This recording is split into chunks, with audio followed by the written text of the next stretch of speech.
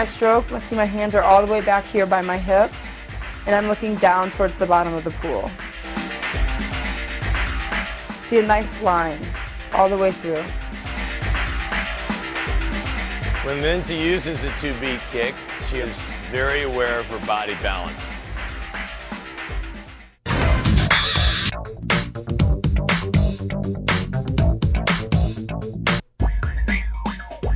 The most important thing in swimming is your streamline. It is the fastest point that you'll ever be in your entire race when you push off the wall, when you dive in on your start. Now, it's very important to streamline not only that you have one hand on top of the other, but you're squeezing your ears. You want to make sure that it's a nice straight line no matter what position that you're in. We want to get the shaft of her arrow or her silhouette as tight as possible. So she keeps her line from her fingertips through her toes, and then she gets as tight as she can, particularly here through her lats, and rounds her back slightly. The diameter as small as possible. Not only are her hands covering each other, but her forearms are as well. As tight an arrow as possible.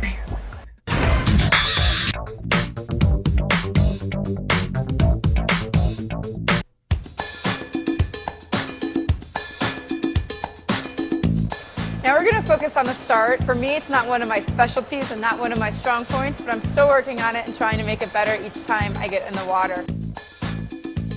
The first thing you want to do is when you're behind the blocks, and in my case, that's kind of when I decide that I need to settle down and start thinking about my race. And then I prepare myself to swim the best I possibly can at that given time.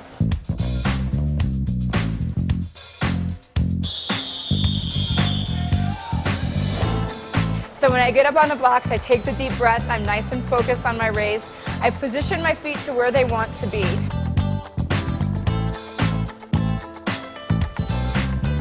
When you come down and grab the blocks, you want to make sure that your arms are straight, they're not bent, and you want to make sure that your entire hand is over the block. Your thumb is not grabbing the block, your thumb is actually going to help you push off the blocks.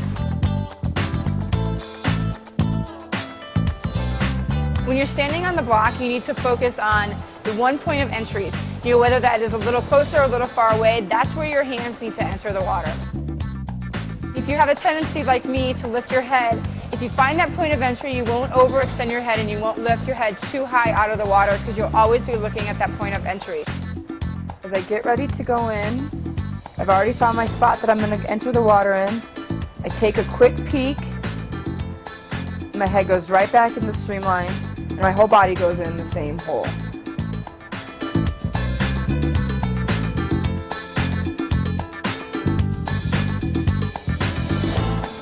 You will never be faster in a race than you are when you push off the wall or you push off the blocks.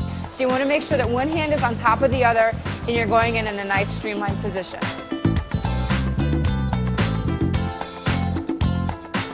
In order to get yourself to come up to the top, you want to make sure that you're not lifting your head up out of your body position, that you're lifting the back of your neck, and that'll help you get to the surface.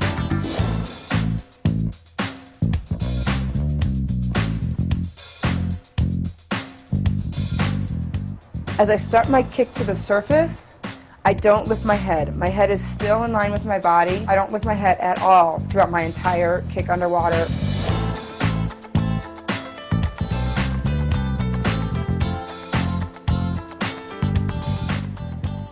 Again, I find my point of entry, my feet drop down. I start my kick a little too soon on this one, but look at how I get the flipper effect with my feet and my ankle flexibility.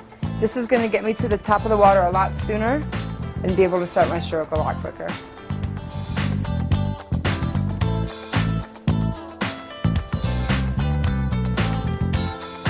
As I break out of the water, you notice that my head isn't coming up first, but my arm. My head is still in line. The most powerful stroke of your race is right when you come out of the start.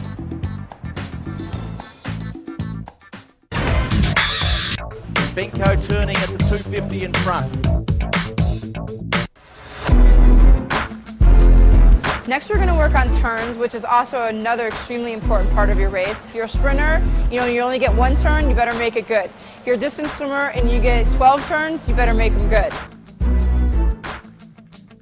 The first thing that I like to think about when I'm doing a turn is I'm 6'1", And so I need to try to get around as fast as I can compared to the next person who is not so tall as me. So what I try to do is make sure that I'm not looking up at the wall. I want to make sure that I'm finding a spot on the bottom of the pool that I can look at that can help me rotate on my turns.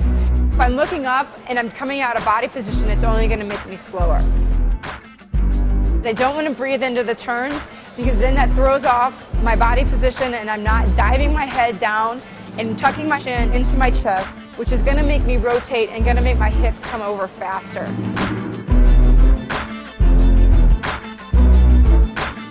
My last stroke into the wall is a very strong stroke because this is a stroke that's going to propel me over.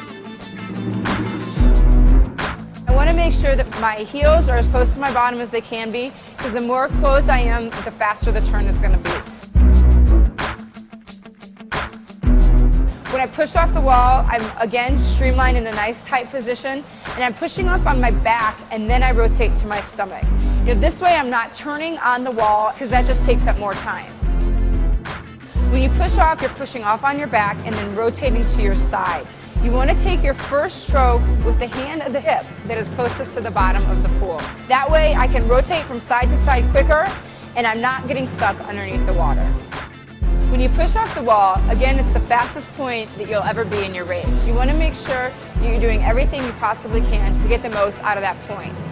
As you leave the wall, you're pushing off on your back and rotating to your stomach. You don't need to do this very fast. You don't want to rush this. You're in a race, so it's going to come naturally that you're going to do it quickly, but don't rush it. You don't need to rotate to your stomach right away, because as soon as you take that arm stroke, you're going to rotate right to your other side. So when I do the turn, my feet are facing upward towards the sky, and I'm pushing off the wall with my feet about hip distance apart, not too close and not too far away.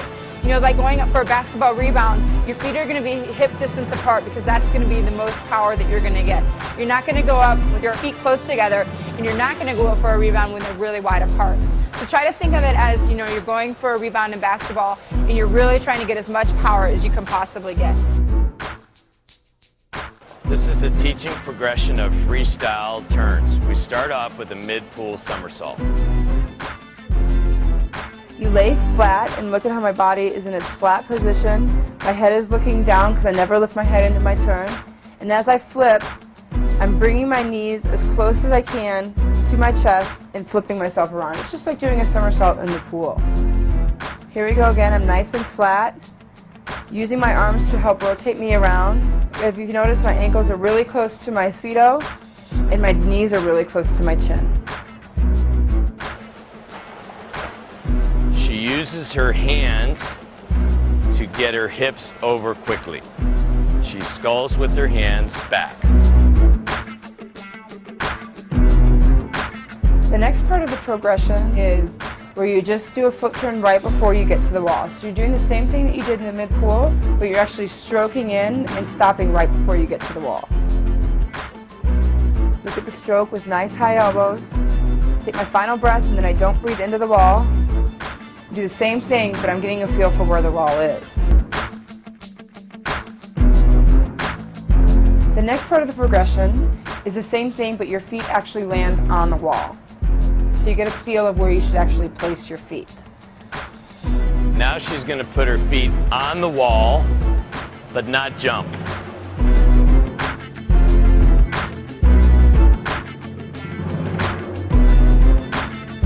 The next part of the progression is when you do a flip turn, but you push off on your back. You want to get the feel of pushing off with both your feet facing the ceiling.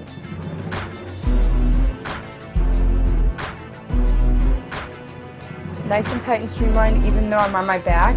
This is going to teach me to push off on my back and then roll to my stomach.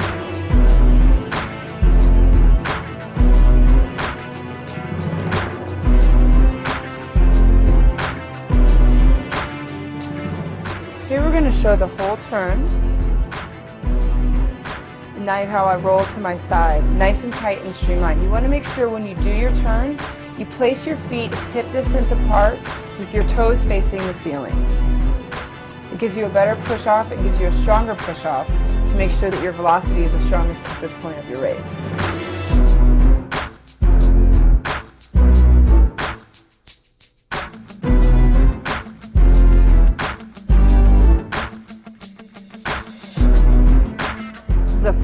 turn, not breathing into the wall, dropping my head down, not looking up for the wall, keeping my head in line, and pulling with the hand of the hip that's closest to the bottom of the pool.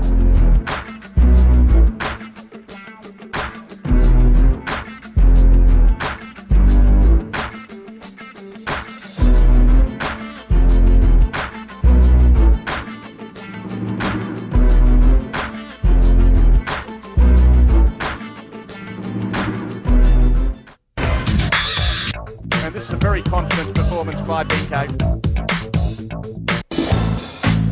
Every single day in practice, you can work on great finishes when you're finishing a set or even when you're just practicing. You know, I've only lost one really important race by 1/10 of a second. Can't even tell you how many I've won, but I do remember the ones that I've lost.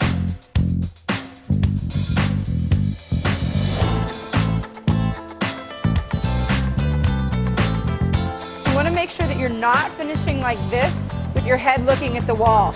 You want to make sure that you're finishing on your side with your head looking back. Look at how much longer my arm is like this than when I'm like this. When I'm on my stomach, I'm this long, but when I'm on my side, I'm this long.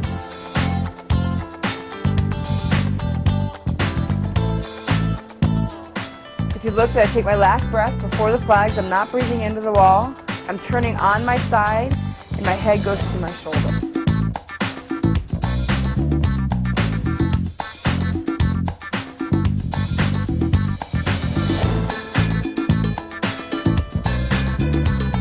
Nice and long, body in line, and finishing with my fingertips to the wall first.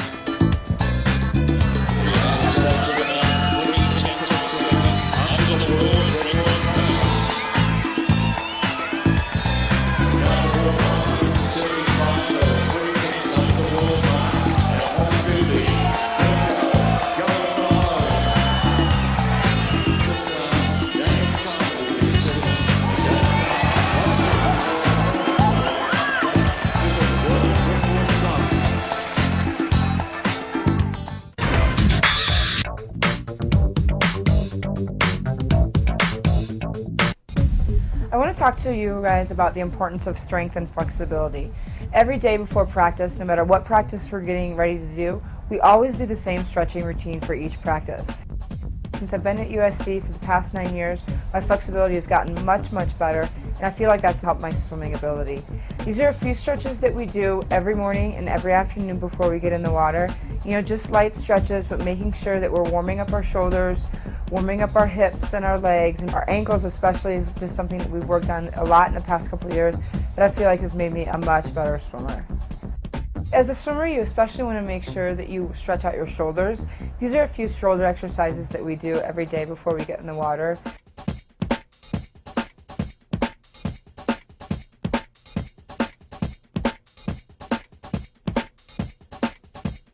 We also want to make sure that our legs aren't super tight, stretch out our legs, our quads, our hamstrings.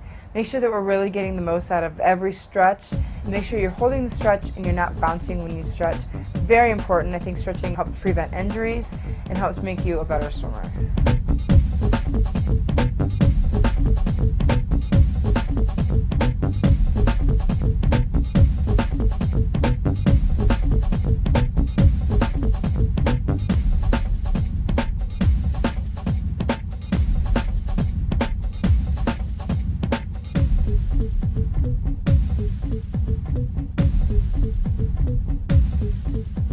We also want to make sure that we stretch out our ankles. Ankle flexibility is really important in swimmers, not only if you're a breaststroker, but also if you're a freestyler. It's very important. These are a few ankle stretches that we do to help stretch out our ankles.